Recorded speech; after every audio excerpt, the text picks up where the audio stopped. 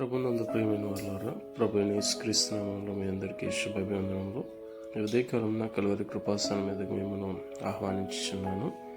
ద్వితీయోపదేశకాండము 4వ అధ్యాయము 39వ వచనంలో, కాబట్టి పైనున్న ఆకాశమందును క్రిందనున్న భూమి అందును యెహోవాయే దేవుడనియు మరి ఒక దేవుడు లేడనియు నేడు నీవు ఎరిగి జ్ఞాపకమునకు తెచ్చుకును. ఏ విధంగా అంటే, ఇశ్రాయేల్ కంటే ముందుగా ఆ దేశంలో, కనాను దేశంలో నివసిస్తున్న బలమైన గొప్ప జనములను ఆయనే ముందుగా వెళ్ళి ఆయన ముందర నడిచి వారిని వెళ్ళగొట్టి ప్రవేశపెట్టి ఆ ప్రాంతంలో వారికి స్వాస్థ్యంగా దేశం ఇచ్చి వారికి తోడయిండి ఐగుప్తు నుంచి నడిపించిన మహాబలం చేత వారిని వెలుపలికి రప్పించిన దేవుడు వంటి వారు ఎవరు లేరు. కాబట్టి మీరు జ్ఞాపకం చేసుకుని ఆకాశం ముందు కానీ క్రిందున్న భూమి అందు కానీ యెహోవా దేవుడిని ఎరిగి ఆయన తప్ప వేరొక దేవుడు లేడని తెలుసుకుని జ్ఞాపకం ఉంచుకోవాలని ప్రభు చెప్పిన మాటను జ్ఞాపకం చేసుకుందాం. ఆమె